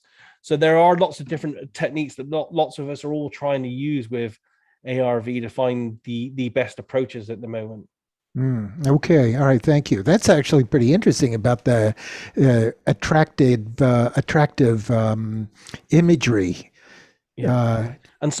We're all individuals as well. And, I've noticed, for example, I'm probably pretty bad at animals. If there was an ARV image of a stone structure and the other image was of a squirrel, I wouldn't get the squirrel under any circumstance. Because it's just not within what I'm good at. Isn't that something? You have to bear these kind of things in mind as well. The personal nuances. That's why databases are probably very good to find out what you are good and bad at. Did you find any increased accuracy using the strategy that you described? I think so, but I still don't think that the binary ARV touch the accuracy that I was getting from the unitary ARV, because with binary, I was still finding that there was displacement. So you would find that, you know, the viewers would tend to some degree or another describe both target associations. And just refresh my mind, what is unary ARV? How does that work? The way I was doing it is we would assign one image to one outcome, and then the other outcome was literally anything else in the universe. But because you're not entangling a specific second target photograph to a second outcome, it's much harder for the people to displace to it. Mm-hmm. Because I'm not actually putting my intent saying, okay, A is here and it's this square house, B's here and it's this round, you know, this round object. I'm not there going, there's two, I've entangled two, I'm thinking about two. You know, you got one and you got anything else in the universe. And I found that was more accurate for me, but I think it needs a hell of a lot more testing. But I will say that it was so much less on displacement on those ones. Wow, this is really interesting. All right, thank you. Guys, can I ask, when you say you're not good at animals, if you recognize the fact that you're not good at a specific type of target, do you ever get, like, how would you get a gestalt of an animal coming through, or do you not get anything? My gestalts don't tend to be that specific. If I get a gestalt in stage 1, it would just be of a life form. You know, it wouldn't be as specific as, oh, this is an animal. I mean, sometimes it may indicate by a little flourish or something on the end of the ideogram, and I might go, oh, that doesn't look like it's a man or a human, or it doesn't feel like it's a man or a human, I should say. But yeah, it's not that specific for me. And I just know and I'll tell you why it is, probably because my major training is in CRV, and the CRV training targets that followed the line of lineage of Ingo in the military and stuff tend not to have a lot of animal-based targets in them. They're structures, places, bases, events type targets, not anything as specific as a squirrel in a tree. Okay. Have you ever heard of anyone, for example, if you know someone who knows how to task, could you, for example, practice something that you know you're not very good at by telling that person? Yeah. You would hint have you ever tried? You would hint to them that you need more, or there are some engines out there where you can choose the type of targets you want. I think TK Harab, and I'm not sure if anyone else has them because I don't use public target sites, but you can choose the type of targets you want more of in your pool and they would come up more often. Yeah. Okay, thanks. Any other questions, guys? Because we're getting to nearly 11:15 here, 2.25 hours, so we should finish up soon. I just had one quick question, Daz. I missed what you were saying about the one book that you recommended that was 100 British pounds. Which book was that? Well, each one's around about 100 pounds. It's these ones. I don't know if I can show them very well. It's the Stargate books. Huh. So there's 4 here, and each one's about 100 pounds each. So you can't see it very well because I got the thing on, but you can roughly see them here. Oh, sure, yeah. They are really expensive, but they've got all the major SRI documentation and science reports for 25 years. Wow. And the good thing about them is don't get me wrong, you can get all the documents for free in the Stargate archives anywhere online. Okay. But they're in an ad hoc mess and they're all over the place. What these people did, Ed May and who was it that worked on it? I can't say their name. The other person who worked on it anyway. They put all the documents in chronological order, and they also went out of their way when some of the parts were blacked out. They found out what the target coordinates were and the feedback for them and all that kind of stuff. So everything's in its right place. Oh, that's incredible. Where can you order those from? You can get them on Amazon. Oh wow. Okay. Yeah. Awesome. But as I said, they're not cheap, but I think I'm a researcher, so I love this kind of stuff. But if you want to really go hardcore into the science and the historical research of it, they're amazing, really. Brilliant. Thank you. Any other questions, guys, before we finish up for the night? No, well, that's great. Well, I want to thank everyone for all your questions and comments and answers tonight. It's been really fun, really informative, and some great comments and information shared there. Thanks, Daz. You guys have a good weekend. Yeah, you all have a good Thank weekend. you. Take care, and hopefully see you next week. Absolutely. Take care, Daz, everyone. Yeah, take care. Have a good Thanks, weekend, Daz. everyone. Cheers, everyone. Bye-bye. Bye. Take care. Thank you.